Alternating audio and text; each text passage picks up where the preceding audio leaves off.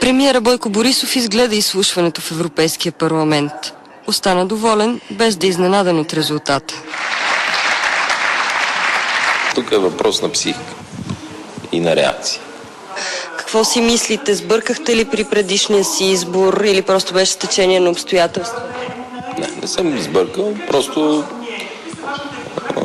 бяха създадени такива условия, че нашия кандидат беше поставен в много тежка ситуация. Месеци наред преди това се водеше кампания срещу нея. Просто и тя не издържа. Чувахте ли се с нея скоро? Как е тя? Надявам се да се възстанови от това, което й беше причинено. Живота не свършва с един невзет изпит. Напоследък двама души, които вие сте поканили за ваши съветници, един за министър без портфейл, след дебат между политическите сили в един момент се оттеглиха. Това е плод на какво?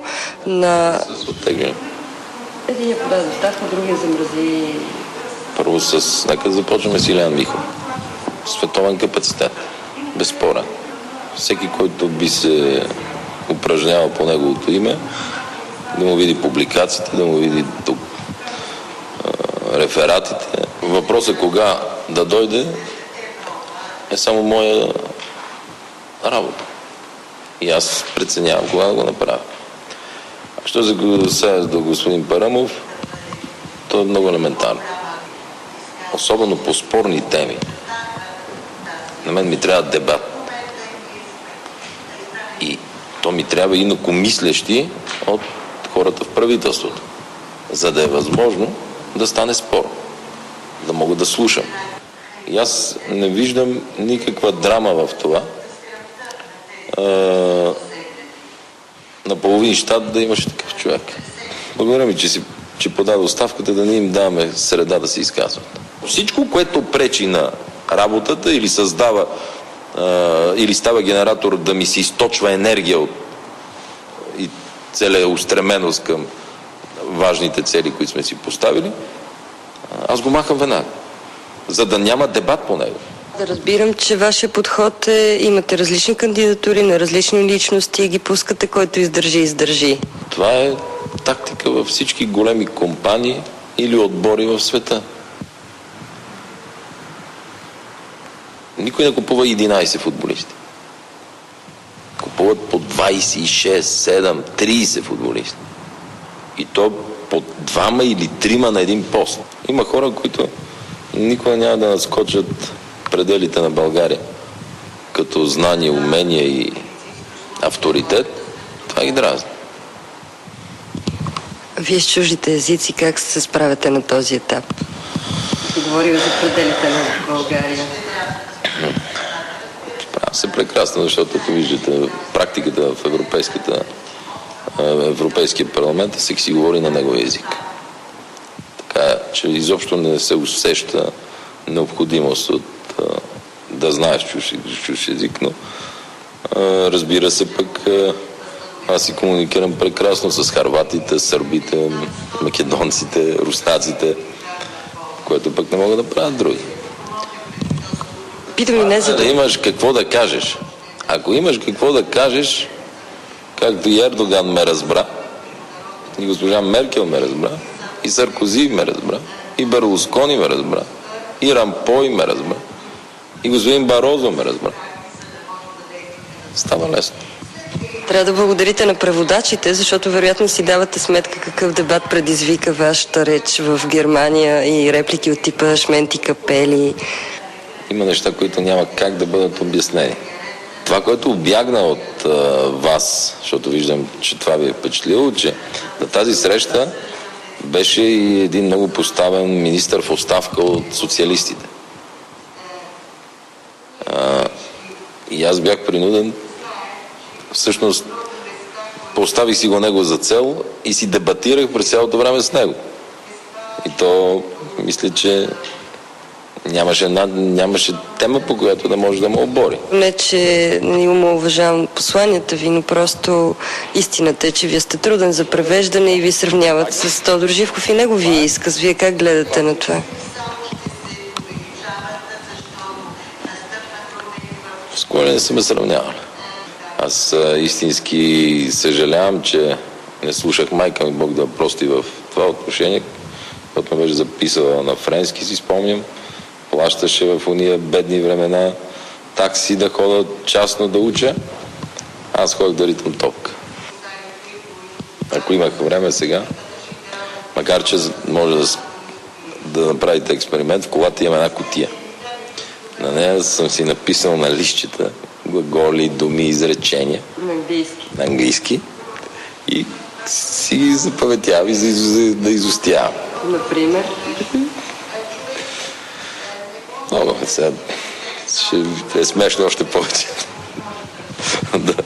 да казвам, но така като се говори бавно, разбирам какво казвам. Или най-малкото веднага ми се наострят ушите, но за тези, които биха искали да чуят, да им кажа: чуя ли Congratulations Борисов, не слушам нататък. И това го помня още от смисъл, в МВР, особено докато шефовете на други служби идваха и казаха за дадена операция Congratulations General, знам, че нататък няма какво да слушам. Изненадан ли сте, че Юрий Галев е общински съветник от „Атака”? Мога да кажа, че съм изненадан, защото обикновено се подбират общински съветници. Някой път обаче печеленето на избори или на гласове на всяка цена, за да се постигне по-добър резултат от политическите партии, впоследствие ни изиграва и тези шеги, лоши шеги. Случая с Юрий Галев показва ли по някакъв начин това, за което много се говори, че хора, които са криминално проявени, имат влияние в различни групировки или метаморфозите на групировките, са пряко ангажирани в предизборни кампании, подпомагат политически партии и след това получават в замяна я общински места, я нещо друго? Безспорно, че всеки гледа да се легитимира и да изчисти образа си и всичко, което има. В ГЕРБ ние сме старали и не случайно наши са най-ефтините кампании преди. Доказано в пъти най-ефтини. Защото по никакъв начин не сме си го позволили да го правим. При нас са идвали. Кой? Емисари. Всички от всякъде. Това, което чух от Волен Сидеров, е, че той се разграничи от този избор.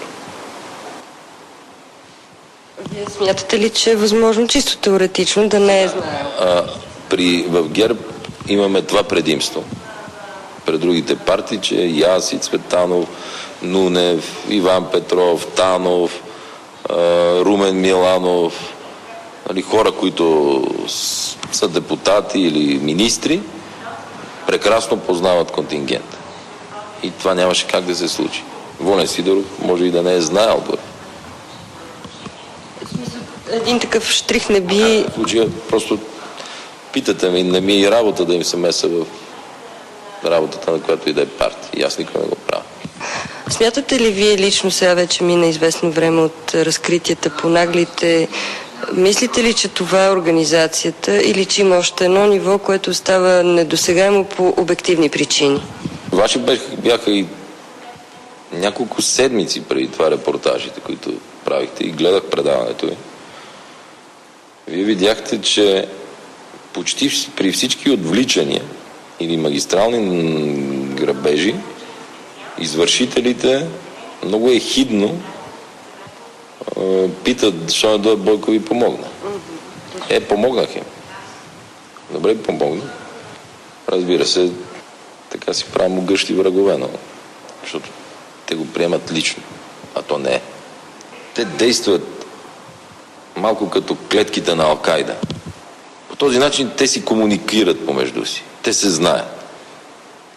И тук дали го има този общ център или го няма, според мен е дискусионен. Защото може в дадени неща да са координирани, други не.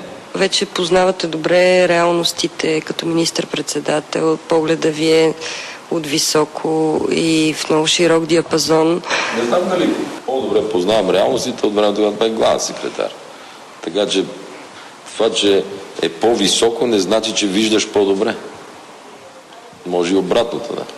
Виждаш по-малки неща. За тази сутрин Миролюба Бенатова, BTV.